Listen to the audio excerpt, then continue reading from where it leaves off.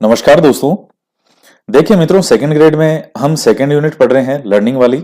और इसमें it's meaning और टाइप वाला जो है वो हमारा कंप्लीट हो चुका है। और अब है different theories of learning.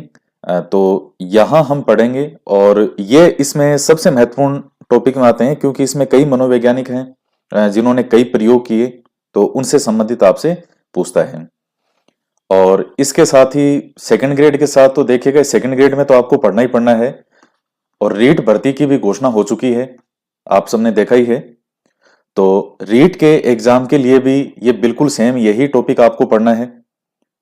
Second grade हो चाहे फर्स्ट ग्रेड हो और रीट हो, अधिगम वाली जो यूनिट है वो आपके तीनों में समान रूप से है।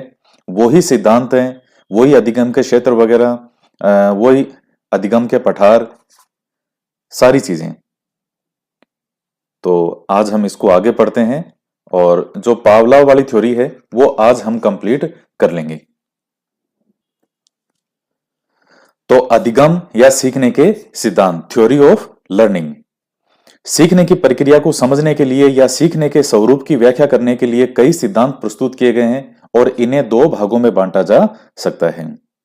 तो पहले व्यवहारवादी क्या है।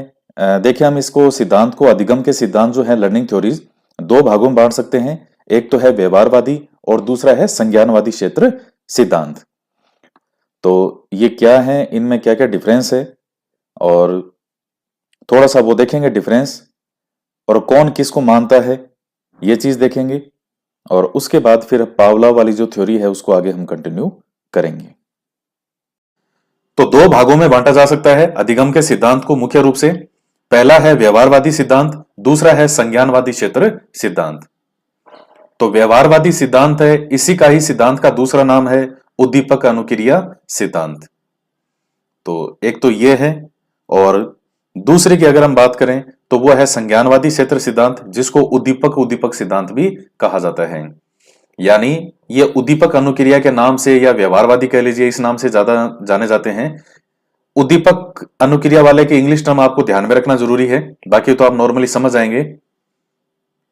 उद्दीपक को इंग्लिश में कहते हैं स्टिमुलस और अनुक्रिया को कहते हैं रेस्पॉन्स। यानी उद्दीपक के आने पर क्या सामने वाले की अनुक्रिया है, उसका रेस्पॉन्स कैसा है। तो उस चीज से संबंधित ये टर्म ध्यान में रखिएगा, इंग्लिश टर्म याद रखना बहुत जरूरी है। तो इसलिए इनको एस आर थ्योरी भी कह देते हैं। एस आर थ्योरी यानी एस से मतलब होता है स्टिमुलस यानी उद्दीपक। यानी एक उदाहरण के रूप में बात करूं तो भोजन है, वैसे उस प्रकार से। और उस पर फिर सामने वाले की क्या प्रतिक्रिया है, बिल्ली की क्या जो प्रतिक्रिया थी, कुत्ते की क्या प्रतिक्रिया है, क्या अलग अलग प्रयोग किए, तो थोड़ा सा वो ध्यान में रखना है। इंग्लिश टर्म आप ध्यान में रखिएगा। और इधर है उद्दीपक उद्दीपक यानी स्टिमुलस स्टिमुलस थ्योरीज। अब है क्या ये, तो देखिए जो व्यवहारवादी सिद्धांत है, व्यवहारवादी सिद्धांत के अंतर्गत मुख्य रूप से किसकी बात की जाती है, व्यवहार की। और व्यवहारवादी सिद्धांत जो है, इसके बारे में मैं आपको पहले भी पढ़ा चुका हूं, जब शुरू में जो बेसिक आपको टर्म समझाई थी शुरुआती स्टेज में, जो कि कौन कौन से जो है मनोविज्ञान के सिद्धांत हैं। तो वैसे ही व्यवहारवाद जो है ये मनोविज्ञान का सिद्धांत है, जो सीखने में जो व्यवहार है उस पर महत्वपूर्ण बल देता है। और जैसे वाटसन है, तो वाटसन किसके बहुत बड़े समर्थक हैं, व्यवहारवादी के। वाटसन का नाम ही व्यवहारवाद के कारण जाना जाएगा। जिनके वो था ना एक वो लाइन कि तुम मुझे कोई भी बालक दे दो, मैं उसे डॉक्टर बना दूंगा, इंजीनियर बना दूंगा, डाकू बना दूंगा, जज बना दूंगा, जो तुम कहोगे वो बना दूंगा। तो ये किस चीज को महत्व देते थे, व्यवहार को, यानी बच्चे को सिखाने पर बल। वो जीन वीन को या आनुवांशिकता को कोई महत्व नहीं देते थे। और दूसरा है संज्ञानवादी क्षेत्र सिद्धांत। तो ये मानते हैं कि कोई भी व्यक्ति जो सीखता है या बालक जो सीखेगा, तो उसमें संज्ञान का विशेष महत्व है, यानी जो उसका मस्तिष्क है। अब संज्ञान नाम आते ही आप समझ आते हैं, तर्क, चिंतन, प्रत्यक्षण, कल्पना, इन चीजों से संबंधित। तो कोई भी बच्चा सीखता है तो उसमें वो अपने मस्तिष्क का, अपने संज्ञान का प्रयोग करता है। और जो उद्दीपक होते हैं, उद्दीपक उद्दीपक अलग अलग उद्दीपकों के मध्य, अलग अलग उद्दीपकों के मध्य संबंध स्थापित करते हुए कोई भी बच्चा सीखता है। तो इस चीज से संबंधित है। अब उद्दीपक अनुक्रिया वाला जो है, इसके दो प्रकार हैं, एक तो है पुनर्बलन और दूसरा है अपुनर्बलन सिद्धांत। तो अब ये क्या होता है, तो पहला कौन सा है, पुनर्बलन सिद्धांत, रेनफोर्समेंट थ्योरीज। और दूसरा है नॉन रेनफोर्समेंट थ्योरीज। देखिए पुनर्बलन क्या होता है। पुनर्बलन आपको पूरा टॉपिक पढ़ना है, आगे पूरा टॉपिक समझाऊंगा मैं, पुनर्बलन जो है आपको पढ़ना है तो वहां पूरा समझेंगे। अभी आप इतना समझ लीजिए कि ये एक प्रकार का इनाम होता है, एक प्रकार का पुरस्कार होता है, तो वो मिलने पर और वापस जो है व्यक्ति सीखने का प्रयास करता है, उस क्रिया को वो बार बार दोहराना चाहेगा। तो अभी आप इसको इतना समझ लीजिए। तो अब देखिए सीखने में पुनर्बलन का महत्व होता है, इस चीज को मानने वाले तो है पुनर्बलन सिद्धांत में। और जो ये कहेंगे, जिन्होंने सीखने के सिद्धांत की बात तो की, जिन्होंने जैसे जो हम पढ़ रहे हैं स्टिमुलस थ्योरी, ये जो एसआर थ्योरी है, तो वो जो है मानते तो हैं इसको, लेकिन पुनर्बलन जो है इस पर उन्होंने कोई विशेष बात नहीं की, पुनर्बलन का कोई विशेष महत्व नहीं बताया। तो अपुनर्बलन का मतलब क्या है? अपुनर्बलन सिद्धांत यानी जिन्होंने सीखने में पुनर्बलन को कोई विशेष महत्व नहीं दिया।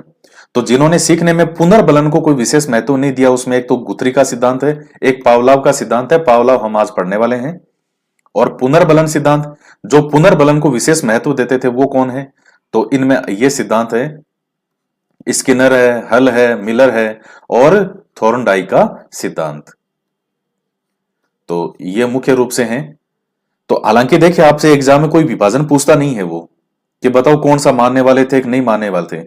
ये केवल आपके दिमाग में एक ढांचा फिक्स हो जाए कि हाँ इस प्रकार से थोड़ा विभाजन है, थोड़ा आप ध्यान में रख लीजिएगा। इसके बाद में हम बात करते हैं इस तरफ संज्ञानात्मक वाले सिद्धांत की। भाई संज्ञानात्मक या उद्दीपक उद्दीपक, स्टिमुलस स्टिमुलस, तो इसे हम दो भागों में बांट सकते हैं। कौन कौन सा है? क्लासिकी संज्ञानवादी सिद्धांत और दूसरा है आधुनिक संज्ञानवादी सिद्धांत। तो है कौन कौन इसमें? तो इसमें है गेस्टाल्ट का सिद्धांत जो है, यानी जो सूझ का सिद्धांत होता है वो वाला, टोलमैन का सिद्धांत है, पियाजे का सिद्धांत है, लेविन का सिद्धांत है, और इधर कौन है? ब्रूनर का सिद्धांत है, आसुबेल का सिद्धांत है, बांडुरा का सिद्धांत है और सूचना प्रक्रमण का सिद्धांत है। इसमें देखिएगा मैंने टोलमैन के सिद्धांत के एक राइट का चिन्ह लगा रखा है रेड पेन से, बांडुरा के भी राइट का चिन्ह लगा रखा है। ये मैंने क्यों लगाया है? इनको लगाने की वजह है, इनके राइट का चिन्ह इसलिए लगाया है क्योंकि ये पहले कौन से सिद्धांत को मानने वाले थे? व्यवहारवादी वाले थे ये। और बाद में चूंकि अब देखिए जो व्यवहारवादी सिद्धांत जो था stimulus response theory, SR theory, वो पहले आई और बाद में आया था संज्ञानवाद वाला। दरअसल जो संज्ञानवाद वाला जो सिद्धांत है इसमें उद्दीपक उद्दीपक वाला, उस सिद्धांत का जन्म दरअसल इस स्टिमुलस रेस्पॉन्स थ्योरी यानी जो व्यवहारवादी सिद्धांत है इसके विरोध में हुआ था। क्यों? इन्होंने ये कहा कि अधिगमकर्ता जो होता है उसके सीखने के क्रम में कई प्रकार के उद्दीपक होते हैं, तो अधिगमकर्ता उन विभिन्न उद्दीपकों का अर्थ और उनके आपसी संबंधों को समझता है और उसके आधार पर वो सीखता है। तो इसलिए इनका सिद्धांत है उद्दीपक उद्दीपक वाला। और जब वो सीखता है तो उसमें केवल जो है ये उद्दीपक और अनुक्रिया के मध्य कोई यंत्रवंत या जो है इसी प्रकार से संबंध नहीं होता, बल्कि व्यक्ति की इच्छाएं, भावनाएं, चिंतन, अभिरुचि, अभिवृत्ति, पूर्वानुभव, ये सब चीजें जो है उसकी क्रिया को प्रभावित करते हैं। और एक ही उद्दीपक की उपस्थिति में अलग अलग व्यक्ति जो हैं वो अलग अलग प्रकार की अनुक्रियाएं करते हैं। जरूरी नहीं कि सेम उद्दीपक पर सभी व्यक्ति जो हैं वो एक ही तरह का रेस्पॉन्स करेंगे, ये कोई जरूरी नहीं है। तो इसलिए ये जो सिद्धांत है संज्ञान वाला, जिसके हमने दो पार्ट कर रखे हैं, ये सीखने की प्रक्रिया में जो उद्देश्य होता है यानी पर्पज और अंतर्दृष्टि और सूझबूझ, इन सब के महत्व को बताया जाता है। तो ये डिफरेंस है। तो पहले ये जो हैं कौन? टोलमैन और बांडुरा, ये पहले थे व्यवहारवादी वालों में से थे, ये इधर थे, लेकिन बाद में चूंकि संज्ञानवादी वाला बाद में आया तो इनको लगा कि नहीं नहीं संज्ञानवादी वाली बात सही है, तो बाद में ये किस तरफ आ गए? इस तरफ आ गए। तो ये जब मैं आपको पढ़ाऊंगा दोनों टोलमैन और बांडुरा, तब आपको बताऊंगा कि किस प्रकार से आपको एग्जाम में क्वेश्चन पूछा जाएगा और किस प्रकार से एग्जाम में क्वेश्चन को सोल्व करना है। तो टोलमैन और बांडुरा दोनों के ही हो गए। पहले ये इस तरफ थे व्यवहारवादियों वाले में से, और बाद में ये किस तरफ, चूंकि संज्ञानवाद वाला बाद में आया, किसके विरोध में? इसी व्यवहारवाद वाले के विरोध में। जो पहले वाला सिद्धांत है ये यहां देखिएगा, संज्ञानवादी क्षेत्र सिद्धांत जो है ये इस व्यवहारवादी वालों के विरोध में बाद में आया था। तो पहले आया था व्यवहारवादी, उद्दीपक अनुक्रिया वाला सिद्धांत पहले आया था और बाद में आया था उद्दीपक उद्दीपक। तो आप ध्यान में रखिएगा, टोलमैन और बांडुरा, बांडुरा मेरा फेवरेट नाम है, बांडुरा, टोलमैन और बांडुरा दोनों पहले किस में थे, इधर वाले में थे, और बाद में किधर आ गए, एसएस थ्योरी में आ गए। तो दोनों में ही इनका नाम आता है। तो किस प्रकार से इनकी थ्योरी क्या है, कैसे सिद्धांत है, वो हम आगे पढ़ेंगे, बस आप इतना सा ध्यान में रख लेना। तो ये था इनमें कुछ बेसिक डिफरेंस और बेसिक इनका अर्थ। अब आगे जो मैंने लिखा है थोड़ा इसको देख लेते हैं। व्यवहारवादी शास्त्रीय सिद्धांत या एसआर थ्योरीज। तो पहले वाला क्या है, इसमें अधिगमकर्ता उद्दीपक और अनुक्रिया के बीच एक संबंध स्थापित करता है। उद्दीपक तथा अनुक्रिया के बीच जो संबंध स्थापित होता है उसका आधार पुनर्बलन होता है, ऐसा कुछ मनोवैज्ञानिक मानते हैं। मैंने आपको दो विभाजन बताए थे उसके, एक तो ये था और दूसरा अपुनर्बलन, तो दोनों बताए थे। तो कुछ मनोवैज्ञानिकों के अनुसार जो है वो जो एक संबंध स्थापित होता है उसका आधार क्या होता है, पुनर्बलन, कि पुनर्बलन मिलेगा तो फिर वो बार बार वो अनुक्रिया दोहराने का प्रयास किया जाएगा और वो अनुक्रिया को दोहराएगा। जब पुनर्बलन प्राप्त होता है तो इसका प्रभाव यह होता है कि भविष्य में उस उद्दीपक के सामने आने पर प्राणी वही अनुक्रिया करता है। जैसे मान लीजिए, ये थोड़ा पूरा कर लेते हैं। भविष्य में उसी उद्दीपक के सामने आने पर, उस उद्दीपक के सामने आने पर प्राणी वही अनुक्रिया करता है जब पुनर्बलन प्राप्त होता है। तो ये कौन है मानने वाले, थार्नडाइक, पावलाव, स्किनर, हलर, फिर ये सारे आ गए इसमें।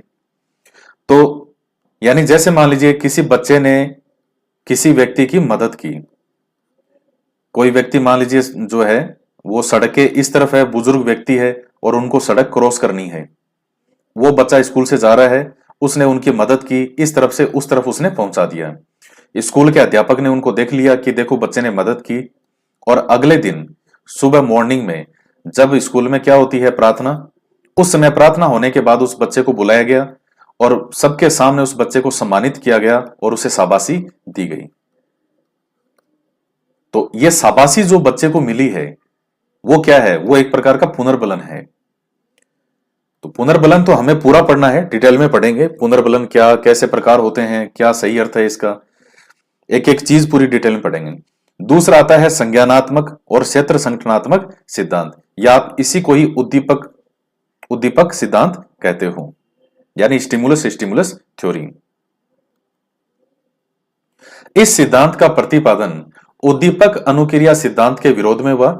इस सिद्धांत के मनोवैज्ञानिकों के अनुसार उद्दीपक तथा अनुक्रिया के मध्य सिर्फ यंत्रवत संबंध स्थापित नहीं होता, बल्कि दोनों के मध्य व्यक्ति की इच्छाएं, भावनाएं, चिंतन, अभिरुचि, अभिवृत्ति, मूल्य, पूर्व अनुभव आदि अनेक तत्व हैं जो सीखने की क्रिया को प्रभावित करते हैं। तो यह सिद्धांत जो है ये संज्ञान को अधिक महत्व देता है।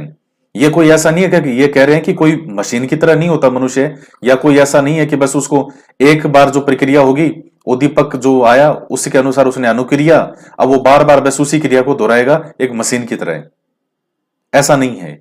बल्कि इन चीजों को भी इन्होंने महत्व दिया कि ये होता है, जब व्यक्ति सीखता है तो ये सब भी चीजें मायने रखती है जो सीखने की क्रिया को प्रभावित करती है। और इसलिए सेम उद्दीपक आने पर भी जो बच्चे हैं वो अलग अलग प्रकार की क्रिया दर्शाते हैं, सब सेम क्रिया नहीं दर्शाते।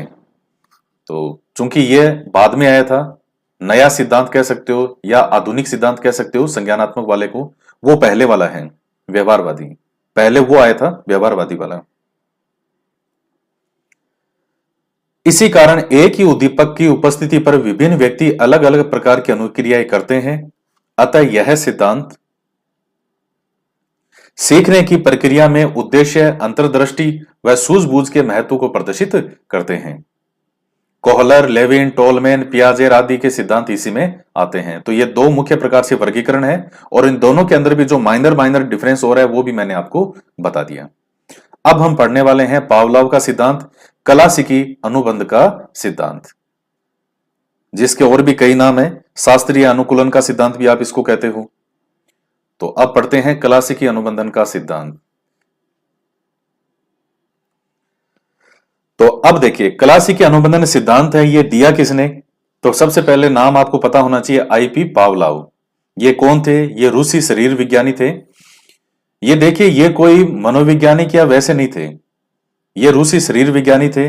और उसी संदर्भ में इनके प्रयोग करते करते ये सिद्धांत बीच में आ गया, ये सिद्धांत इन्होंने बताया। आईपी का पूरा नाम भी ध्यान में रखना, पावलाव तो है ही है, इवान पेट्रोविक या पेट्रोविच पावलाव इनका नाम लिखा आता है। इवान, हालांकि कोई पूछता तो नहीं है, कभी कभार पूछा तो गया है। इवान पेट्रोविक पावलाव, ये इनका पूरा नाम है, तो शॉर्ट में लिख देते हैं आई पी पावलाव। ये रूसी शरीर विज्ञानी थे और इन्हीं चीजों पे प्रयोग करते करते जो इन्होंने है लार से संबंधित अपना सिद्धांत दिया। और ये तो एक संयोग था कि ये जो कुत्ते पर कुछ प्रयोग कर रहे थे, और अभी चलो मैं आगे बताऊंगा इसको, अभी तो क्या प्रयोग कर रहे थे। और चूंकि इतना महत्वपूर्ण थ्योरी थी इनकी कि 1904 में इनको किसका नोबेल पुरस्कार मिला था? चिकित्सा का नोबेल पुरस्कार मिला। मनोविज्ञान में कोई नोबेल पुरस्कार होता ही नहीं है। आप भी जानते हैं किस किस क्षेत्र में नोबेल पुरस्कार मिलता है? नहीं पता हो तो थोड़ा सर्च कीजिएगा कि नोबेल पुरस्कार किस किस फील्ड में मिलता है। तो कोई मनोविज्ञान में नहीं मिलता, लेकिन ये चूंकि डॉक्टर थे, शरीर विज्ञानी, तो चिकित्सा का इनको नोबेल पुरस्कार मिला था 1904 में। अब इनके सिद्धांतों के अलग अलग नाम देख लेते हैं। एक नाम आता है सीआर थ्योरी, यानी अनुबंधित अनुक्रिया सिद्धांत, कंडीशनड रेस्पॉन्स थ्योरी। तो यह टर्म आप ध्यान में रखिएगा, सीआर थ्योरी यानी कंडीशन या कोई शर्त या अनुबंधित।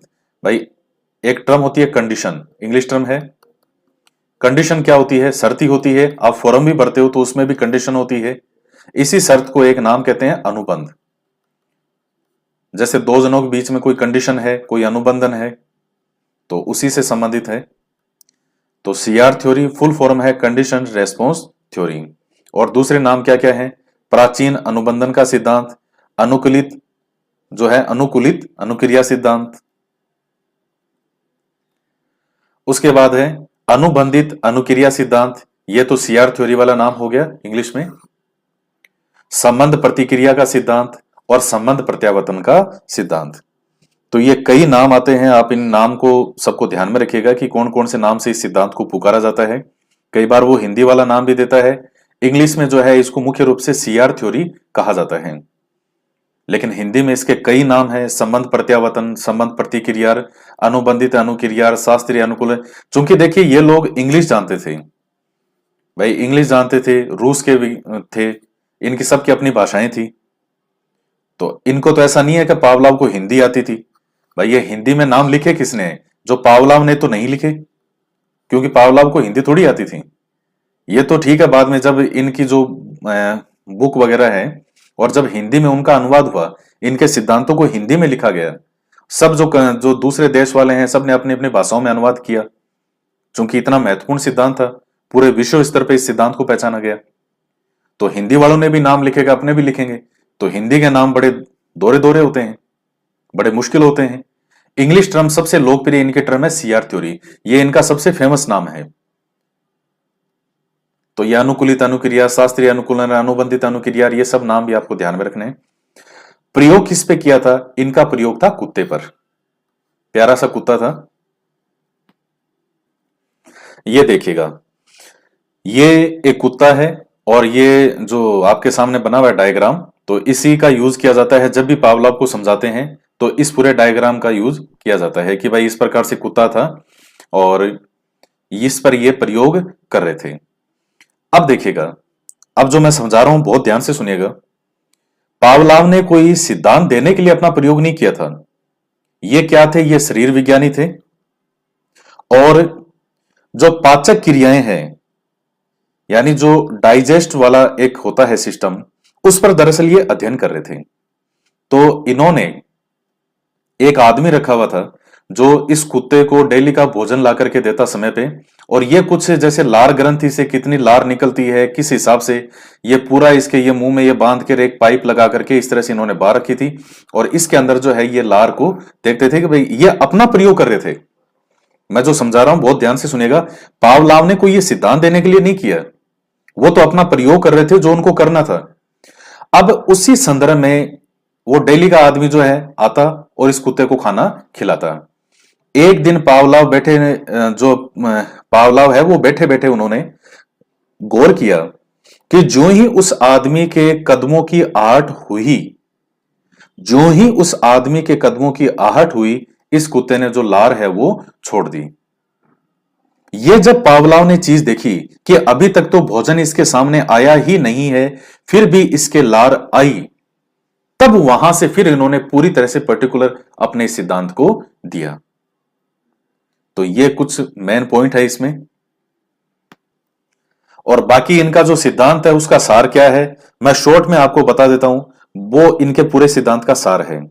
भाई देखिए, जैसे ये कुत्ता है, डॉगी है प्यारा सा, इसका नाम रख दो टॉमी। अब जब इस टॉमी के सामने भोजन आया तो इस टॉमी ने लार छोड़ी, ठीक है। दूसरी बार, अब बाद में जो ये लगातार जो एक्सपेरिमेंट कर रहे थे कि भोजन सामने आने पर जो लार आएगी वो एक नेचुरल प्रक्रिया है, वो एक नेचुरल प्रोसेस है।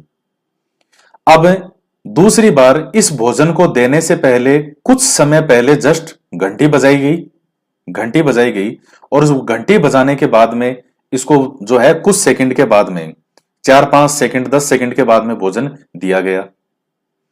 अब फिर उसके बाद में एक ऐसा समय आया कि सिर्फ, और ये जो था कि पहले घंटी बजाना और उसके तुरंत बाद भोजन देना, यह प्रोसेस कई दिनों तक किया गया और उसके बाद में पावलाव ने सिर्फ घंटी बजाई और इस कुत्ते ने लार छोड़ दी। तो इस प्रकार से देखिएगा जो शास्त्रीय अनुबंधन का सिद्धांत है पावलाव का, इसमें अस्वाभाविक उद्दीपक, अब ये अस्वाभाविक उद्दीपक क्या है ये सब आगे समझेंगे, यानी घंटी, तो उसके साथ में जो स्वाभाविक अनुक्रिया यानी लार का जो स्राव है वो उत्पन्न हुआ। तो इस प्रक्रिया को अनुबंधन नाम दिया गया। किसका किससे अनुबंधन हो गया? क्योंकि घंटी का जो अनुबंध है वो किससे स्थापित हो गया था? भोजन से स्थापित किया गया था। यानी भोजन की जो विशेषताएं थी वो घंटी में आ गई और कुत्ते ने जब भी उस घंटी को सुना उसने लार जो है वो छोड़ना शुरू कर दिया। तो अब इसको हम शुरू से पढ़ते हैं। अब आगे ये मेन चीज तो इसमें यही है जो मेन आपको मैंने समझाई है। अब देखिएगा पावलाव का जो सिद्धांत है तो उसमें अनुबंधन के महत्वपूर्ण तत्व ये कौन कौन से हैं, तो इनको बहुत अच्छे से सुनिएगा, आपके बहुत काम की चीज है। सबसे पहला है अनानुबंधित उद्दीपक। इसको स्वाभाविक उद्दीपक भी कहा जाता है और इसे प्राकृतिक उद्दीपक भी कहा जाता है। यानी अनानुबंधित, एक तो होता है अनुबंधित। देखिए जो अनुबंधित होता है उसको तो वो उसमें नाम आएगा कंडीशन का, और जो अनानुबंधित तो उसमें नाम आएगा अनकंडीशन। यानी इसमें जो भोजन है उसको कोई कंडीशन की आवश्यकता नहीं है, वो बिना किसी कंडीशन के, बिना किसी प्रशिक्षण के, बिना किसी आवश्यकता के लार उत्पन्न करवाने की क्षमता रखता है। इसलिए इसको स्वाभाविक या नेचुरल उद्दीपक कहा गया है। तो वह उद्दीपक जो बिना किसी प्रशिक्षण के अनानुबंधित अनुक्रिया को उत्पन्न करने की क्षमता रखता है, जैसे इसका उदाहरण क्या है? भोजन। तो यह लार आने की अनुक्रिया को उत्पन्न करने की स्वयं में क्षमता रखता है, इसको और कोई शर्त की या किसी चीज की आवश्यकता नहीं है। तो यह पहला पॉइंट है कि अनानुबंधित उद्दीपक या स्वाभाविक उद्दीपक या प्राकृतिक उद्दीपक क्या होता है? यूसीएस अनकंडीशनल स्टिमुलस, वह उद्दीपक जो बिना किसी प्रशिक्षण के अनानुबंधित अनुक्रिया को उत्पन्न करने की क्षमता रखता है वो क्या कहलाता है? अनानुबंधित उद्दीपक या स्वाभाविक उद्दीपक या प्राकृतिक उद्दीपक कहलाता है। इसको कोई शर्त की आवश्यकता नहीं है, यानी भोजन जो है ये स्वयं जो है वो लार आने की अनुक्रिया को उत्पन्न करने की क्षमता रखता है। तो ये सबसे पहला है अनानुबंधित उद्दीपक। इसे क्या कहा गया है? यूसीएस। याद ध्यान रखिएगा, यूसीएस कहते हैं इसको। और इसको जो है वो कई बार यूएस भी लिख दिया जाता है, यानी अनकंडीशन ये पूरा वर्ड है तो यूसीएस भी लिख देते हैं और कई बार यूएस भी लिख देते हैं। तो ये ध्यान में रखिएगा आप इसको। दूसरा आता है अनानुबंधित अनुक्रिया या स्वाभाविक अनुक्रिया या प्राकृतिक अनुक्रिया। ये सब एक ही नाम है, यानी अनकंडीशनड रेस्पॉन्स। तो क्या है इसमें? वह अनुक्रिया जो बिना किसी प्रशिक्षण के अनानुबंधित उद्दीपक, यानी जो ऊपर हम देख के आए थे भोजन अपने आप में स्वयं लार को उत्पन्न करवाने की क्षमता रखता है, तो इसलिए उसको अनानुबंधित कहा गया है कि उपस्थित होने पर स्वतः ही प्रकट हो जाती है। यानी वह अनुक्रिया जो बिना किसी प्रशिक्षण के अनानुबंधित उद्दीपक यानी भोजन के उपस्थित होने पर स्वतः ही प्रकट हो जाती है, तो उसे क्या कहते हैं? अनानुबंधित अनुक्रिया कहते हैं। जैसे भोजन के उपस्थित होने पर लार का स्वयं या स्वतः ही प्रकट होना। तो पहले वाला जो था यूसीएस अनानुबंधित उद्दीपक और अनकंडीशन स्टिमुलस, और ये क्या है? अनकंडीशन रेस्पॉन्स। तो अनानुबंधित उद्दीपक जो है उससे क्या उत्पन्न हुई? अनानुबंधित जो है अनुक्रिया, यानी जिसको स्वाभाविक अनुक्रिया कहते हो, क्योंकि इसमें अब लार प्रकट करवाने के लिए कोई वैसा इस चीज की आवश्यकता नहीं है अलग। भाई भोजन कुत्ते के सामने आएगा, स्वतः ही उसमें लार प्रकट हो जाएगी। बाकी आप किसी कुत्ते के पास में जाके कहो कि डॉगी डॉगी सुन, वो कहेगा हाँ भाई बताओ, कल लार छोड़, थोड़ी सी लार छोड़ प्लीज डॉगी, लार छोड़ दे, नहीं छूटेगी। ये एक स्वाभाविक प्रक्रिया है, नेचुरल है। ये भोजन उसके सामने आएगा और उसके मुंह से लार निकलेगी, लार का स्त्राव होगा। तो वो अनानुबंधित उद्दीपक है भोजन, उसका उदाहरण है। तो उसी के सामने फिर अनानुबंधित अनुक्रिया है, या जिसको स्वाभाविक अनुक्रिया या प्राकृतिक अनुक्रिया भी कहते हैं। यह नेचुरल है। तो ये 2 पॉइंट आपके हो गए इसमें। तीसरा पॉइंट देखिएगा, सबसे महत्वपूर्ण आ रहा है, जहां एग्जामिनर आपको उलझाने की कोशिश करेगा, वो तीसरा पॉइंट है। क्या है इसमें? अनुबंधित उद्दीपक या अनुकूलित उद्दीपक, यानी सीएस कहते हैं कंडीशन स्टिमुलस। पहले वाले कौन से थे? अनकंडीशन। और ये कौन सा उद्दीपक है? यह है कंडीशन उद्दीपक यानी स्टिमुलस। क्या है इसमें? वह उद्दीपक जो बार बार अनानुबंधित उद्दीपक के साथ, यानी मैं यहां लिख रहा हूं भोजन आपको समझाने के लिए, वह उद्दीपक जो बार बार अनानुबंधित उद्दीपक भोजन के साथ प्रस्तुत होने के कारण कुछ समय के बाद में, क्या कह रहा हूं? प्रस्तुत होने के कारण कुछ समय के बाद में अनानुबंधित उद्दीपक यानी भोजन की समस्त विशेषताओं को ग्रहण कर लेता है। जैसे पावलाव के प्रयोग में घंटी एक अनुबंधित उद्दीपक है। तो ये आप समझ गए किस चीज के अनुबंधन, किस चीज का? भोजन का जो घंटी है उसका अनुबंध किससे हो गया? भोजन से। यानी भोजन की विशेषताओं को उसने ग्रहण कर लिया कि घंटी बजी और घंटी बजने के बाद में कुत्ते ने लार का स्त्राव कर दिया। तो भोजन की विशेषताओं को ग्रहण कर लिया, तो घंटी जो है उसने किससे अनुबंध हो गया उसका? उससे घंटी से। तो पावलाव के प्रयोग में जो घंटी है वो कौन सा उद्दीपक है? अनुबंधित यानी सीएस, यानी कंडीशन स्टिमुलस। तो आप ध्यान में रखिए इसको। नेक्स्ट पॉइंट आता है अनुकूलित अनुक्रिया या अनुबंधित अनुक्रिया। तो ये क्या है? CR condition response. अनुबंधित उद्दीपक के प्रस्तुत होने पर, यानी अनुबंधित उद्दीपक कौन सा हो गया? घंटी के प्रस्तुत होने पर जो अनुक्रिया प्रकट होती है उसे अनुकूलित अनुक्रिया कहा जाता है। तो बहुत ही सिंपल सिंपल से हैं। जैसे बिना भोजन के सिर्फ घंटी के बजने पर, जैसे बिना भोजन के सिर्फ घंटी के बजने पर उत्पन्न होने वाली लार को अनुकूलित अनुक्रिया कहा जाता है। तो अब यह आपके सामने इस तरह से बना आता है, बड़ी शानदार जबरदस्त चीज है। अब देखिएगा अनुबंधन से पहले की क्या अवस्था है। ये 3 चीजें आपको ध्यान में रखनी है। 3 जो स्टेज हैं, 3 चरण हैं। और एग्जामिनर आपसे कैसे पूछता है कि बीच में से जैसे कोई भी उसने दे दिया और ये वाला ऑप्शन वो खाली छोड़ देगा, कहेगा इसको फिलअप करो, यहां खाली छोड़ देगा, यहां खाली छोड़ देगा, या यहां खाली छोड़ देगा। क्या? अब देखिएगा जो हमने इतनी देर समझा, अनुबंधन से पहले यानी जो घंटी है वो भोजन से जब उसने अनुबंधन किया, तो उससे सबसे पहले की शुरुआती स्टेज क्या है कि हमने जो डॉगी है, मान लीजिए उसका नाम टॉमी है, तो हमने उसके सामने भोजन रखा, अनकंडीशन स्टिमुलस अनानुबंधित उद्दीपक, इसको कोई अनुबंधन की आवश्यकता नहीं है, कोई शर्त की, कोई कंडीशन की आवश्यकता नहीं है, इसलिए अनानुबंधित। तो यूसीएस और उसके सामने जो स्वाभाविक रूप से लार जो हुई, तो वो क्या होगी? यूसीआर। ये आपने पढ़ लिया था पहले। इसके बाद में अनुबंधन के समय क्या स्थिति है कि पहले घंटी बजाई गई, घंटी के 4-5 सेकंड बाद में जो है वो भोजन दिया गया, यानी ये दोनों चीजें साथ साथ प्रकट की गई। पहले घंटी बजाई, घंटी के 4-5 सेकंड बाद में जो डॉगी है उसके सामने भोजन परोसा गया, तो अभी भी वो जो स्वाभाविक लार है उसका स्त्राव हो रहा है। ये हो गया पॉइंट क्लियर।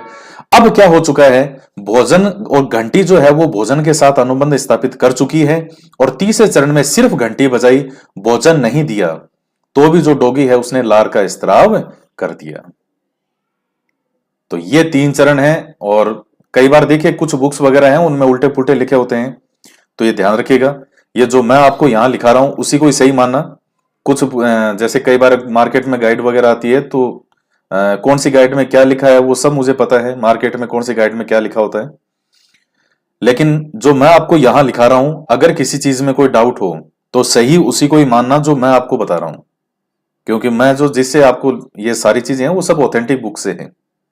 तो ध्यान में रखिएगा, अनुबंधन से पहले क्या स्थिति है, भोजन, भोजन के सामने तो लार भी स्वाभाविक है, फिर उसके बाद में CS यानी ये घंटी का प्रतीक के रूप में हमने रखे हैं, और इसके जस्ट बाद में तुरंत भोजन दिया गया, अभी भी लार जो है वो स्वाभाविक रूप से आ रही है, और फिर लास्ट में सिर्फ घंटी बजाई गई, अनुबंधन हो चुका है, घंटी ने भोजन के साथ अनुबंध स्थापित कर लिया, यानी भोजन की विशेषताओं को अपने में ग्रहण कर लिया, सिर्फ घंटी बजी और कुत्ते के द्वारा लार का स्त्राव कर दिया गया। तो ये पॉइंट आप ध्यान में रखिएगा, इसमें से ही आपका क्वेश्चन सबसे ज्यादा बनता है। तो बहुत ही सिंपल सा और प्यारा सा सिद्धांत है पावलोव का। अब इसके बाद में देखिएगा कुछ टर्म है जो एग्जाम में कई बार आपसे पूछी जाती है, वो आपको ध्यान में रखनी है। एक टर्म आती है विलोपीकरण या विलीनीकरण। क्या होता है, जब अनुबंधित उद्दीपक को ही अनानुबंधित उद्दीपक के अभाव में बार बार प्रस्तुत किया जाता है, तब कुछ समय के बाद अनुकूलित अनुक्रिया का प्रकट होना स्वतः ही बंद हो जाता है, जिसे विलोपीकरण कहा जाता है। फिर से समझिएगा, विलोपीकरण या विलीनीकरण क्या होता है। तो पावलोव के सिद्धांत में ही कुछ टर्म है, और जब पावलोव ने ये प्रयोग करने शुरू किए, जब मैंने आपको बताया कि जो आदमी जिस पर पावलोव अपने कुछ प्रयोग कर रहे थे, उस समय तक उनका इरादा नहीं था इस तरह का कोई सिद्धांत विदा देने का। वो तो संयोग से जब वो उसके सामने वो आदमी जो डेली उसके लिए भोजन लेके आता और वो कुछ प्रयोग कर रहे थे, उस समय उन्होंने जब वहां देखा कि केवल उस आदमी के कदमों की आहट से ही जो वो कुत्ता था उसने लार का स्त्रावण किया, तब वहां से उनका दिमाग में कुछ ये पॉइंट आए, और उसके बाद में फिर पूरी तरह से उन्होंने प्रयोग पर प्रयोग किए। तो उन्होंने एक प्रयोग ये किया कि विलोपीकरण ये क्या है, जब अनुबंधित उद्दीपक यानी घंटी को ही अनानुबंधित उद्दीपक यानी भोजन के अभाव में बार बार प्रस्तुत किया जाता है, तब कुछ समय के बाद अनुकूलित अनुक्रिया का प्रकट होना स्वतः ही बंद हो जाता है, जिसे विलोपीकरण कहा जाता है। क्या अर्थ है इसका, कि भाई हमने घंटी के कुछ समय बाद में जैसे भोजन देना शुरू किया था, और फिर बाद में यह स्थिति कि सिर्फ घंटी बजाते और डॉगी जो है टॉमी, उसके द्वारा लार का स्त्रावण किया गया। अब उसका जो डॉगी का जिन पर प्रयोग किया था उसका कोई नाम टॉमी नहीं था, मैं तो आपको ऐसे एक बात बता रहा हूं, जिस कुत्ते पर प्रयोग किया तो आप बार बार समझ लो टॉमी। तो अब सिर्फ घंटी बजाई तो भी टॉमी के द्वारा लार का स्त्रावण किया गया, लेकिन आप बार बार सिर्फ यही करो, भाई टॉमी ये समझता है कि घंटी बजी है, इसका मतलब कुछ समय बाद में भोजन मिलने वाला है, लेकिन भोजन आप दे नहीं रहे, आप बार बार सिर्फ घंटी बजा रहे हो, लार छोड़ दी, लार का स्त्रावण किया, फिर आपने दोबारा फिर घंटी बजाई, फिर लार का स्त्रावण हुआ। जब आप बार बार इस तरह से करोगे तो फिर जो डॉगी है वो लार का स्त्रावण करना भी बंद कर देगा। अब उसके सामने घंटी भी बजेगी तो भी वो लार का स्त्रावण नहीं करेगा, क्योंकि वो समझ गया कि आप सिर्फ घंटी बजा रहे हो, उसके सामने भोजन नहीं परोस रहे। इसी चीज को ही हम क्या कहते हैं, विलोपीकरण कहते हैं। और C-TET और S-TET के एग्जाम में तो ये बहुत पूछा जाता है, ये तो आप ध्यान में रखना, रीट में भी बिल्कुल आ सकता है ये। जैसे जब कुत्ते के सामने बार बार सिर्फ घंटी ही बजाई जाए और भोजन न दिया जाए, तो धीरे धीरे सिर्फ घंटी बजने पर लार आना बंद हो जाएगी। तो ये जो सिस्टम है, ये जो प्रयोग था उनका, इस चीज को हम क्या कहेंगे, ये अगर ऐसा होता है तो ये जो घटना है, इस घटना को कहा जाता है विलोपीकरण। ये आपसे एग्जाम में पूछ सकता है, आप ध्यान में रखिएगा। इंग्लिश टर्म भी मैंने सबके साथ में लिखे हैं, तो थोड़ा सा आप उनको भी ध्यान में रखें। इसके बाद में आता है स्वतः प्रकटीकरण। स्वतः प्रकटीकरण क्या होता है,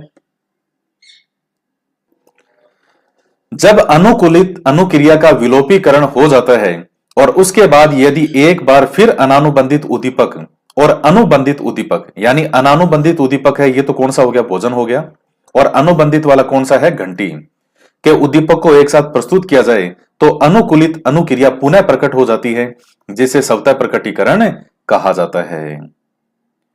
तो यानी अनुकूलित अनुक्रिया जो है यानी सीआर।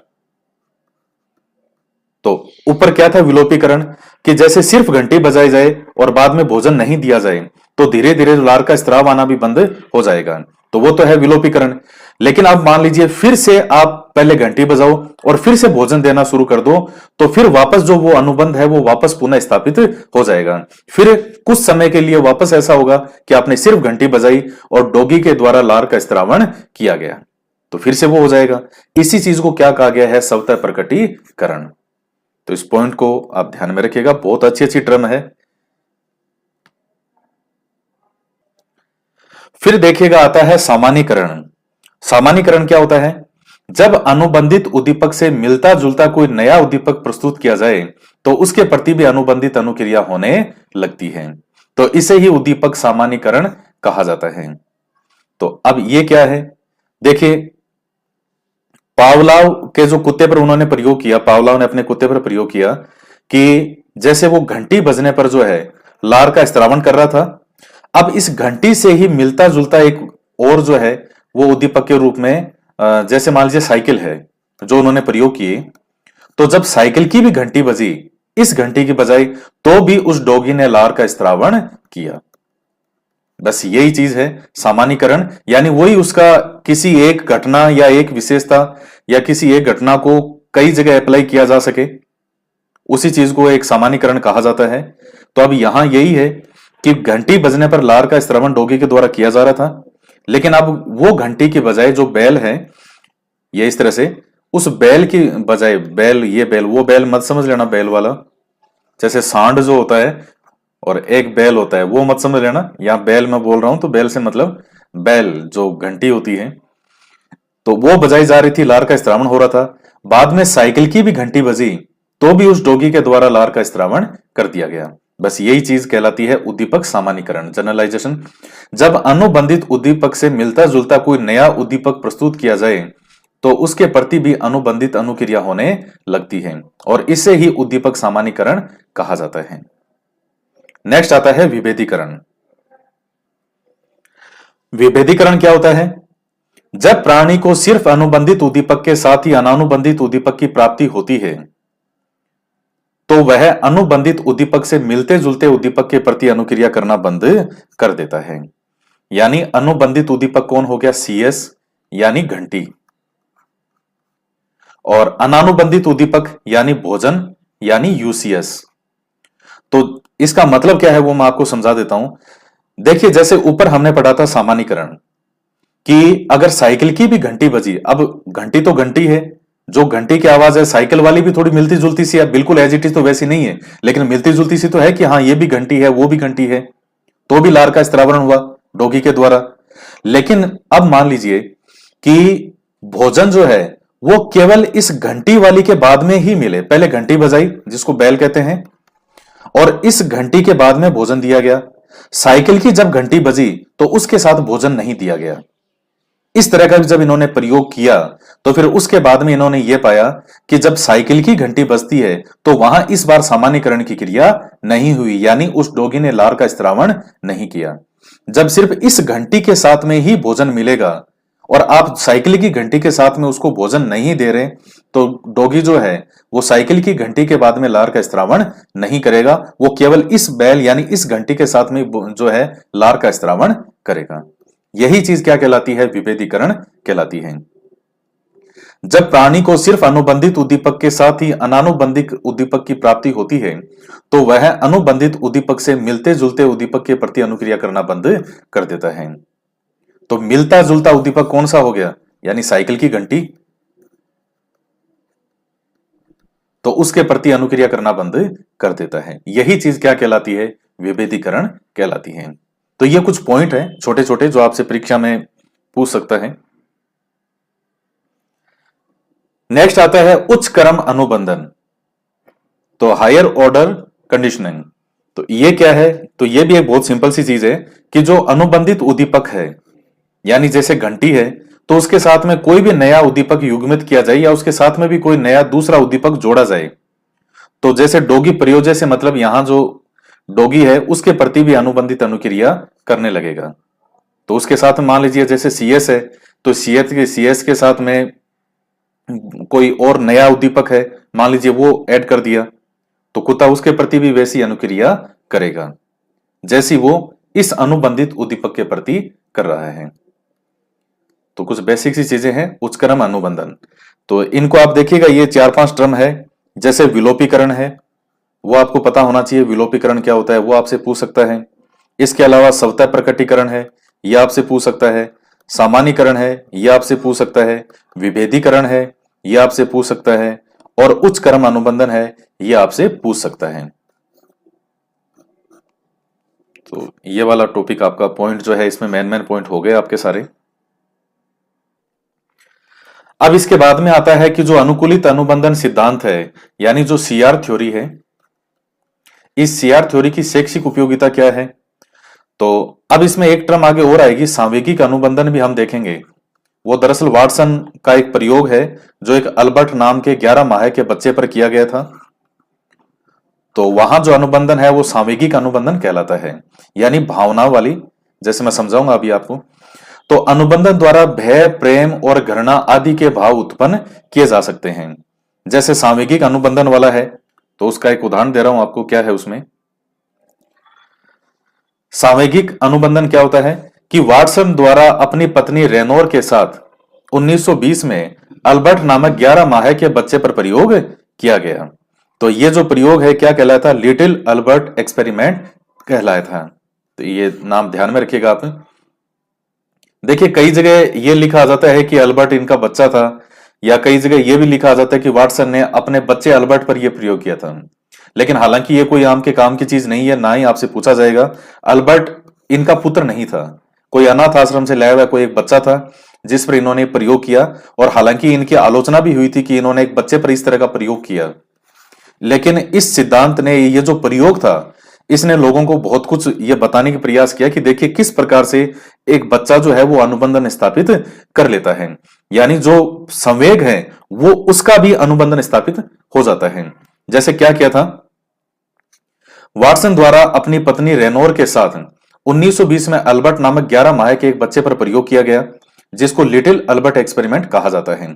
क्या था कि उसमें बच्चे के सामने जब भी जैसे जो सफेद खरगोश है वो और डरावनी ध्वनि एक साथ जो है वो प्रकट की गई, यानी सफेद खरगोश है, जब भी उस बच्चे के सामने सफेद खरगोश लाया जाता, उसके साथ में वो एक डरावनी ध्वनि, जैसे ये जो भूतवा हवेली, यहाँ जो पुरानी फिल्में आप कई देखेगा 90 के दशक की, कई नाम है, जैसे भूता हवेली करके, इस तरह से कई मूवीज हैं भूत वाली, तो उनमें कितनी वो जो डरावनी डरावनी आवाजें आती हैं।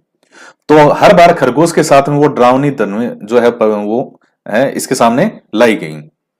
अब अल्बर्ट ने क्या किया, उस ध्वनि को सुन करके रोना शुरू कर दिया। भाई जब इस तरह की डरावनी ध्वनि, जब आपको भी रात को कोई 12-1 बजे अंधेरे में कोई डरावनी ध्वनि सुनाए तो आपको भी डर लगेगा। वो स्थिति अल्बर्ट के साथ हुई। अल्बर्ट तो 11 माह का बच्चा है। तो अब अल्बर्ट ने डर करके रोना शुरू कर दिया। और अब हुआ ये कि केवल सफेद वस्तु सामने आती तो ही अल्बर्ट उसको देख करके रोना शुरू कर देता। तब इससे निष्कर्ष ये निकाला कि संवेगों का भी अनुबंधन होता है। तो ये कई बार एग्जाम में पूछा भी जाता है, कई बार उदाहरण देके भी पूछ लिया जाता है। तो आपको ये पता होना चाहिए कि वो सिद्धांत कौन सा है। तो ये पावलाव का जो सिद्धांत था उसका शैक्षिक दृष्टि से क्या उपयोग हो सकता है।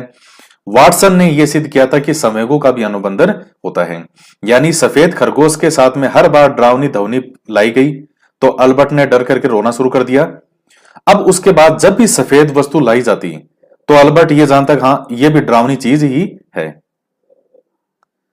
तो कोई भी सफेद वस्तु आती तो भी अल्बर्ट रोना शुरू कर देता। तो यह है कि संवेगों का भी अनुबंधन होता है। तो वो वाला पॉइंट आप ध्यान में रखें। अनुबंधन के द्वारा बच्चों में भय, प्रेम, घृणा आदि के भाव उत्पन्न किए जा सकते हैं। जैसे मान लीजिए कि क्लास में कोई टीचर ऐसा है जो हमेशा आते ही बच्चों को सबसे पहले पीटता है। मतलब टीचर जो है वो यही है कि वो बच्चों को पीटता है। अब तो जो बच्चे छोटे होते हैं उनके मन में दूसरे टीचर के लिए भी भय जो है वो स्थापित हो जाएगा कि टीचर जो है वो सारे पीटने का काम ही करते हैं। तो ये छोटे बच्चों में इस तरह की चीजें आपने देखी भी होगी, ये होती है कई बार। नेक्स्ट पॉइंट है कि अध्ययन अध्यापन प्रक्रिया में दृश्य श्रव्य यानी जो दिखती है और जो सुनाई देती है सामग्री के प्रयोग द्वारा चीजें सिखाने में अनुबंधन सिद्धांत जो है वो उपयोग में लाया जाता है।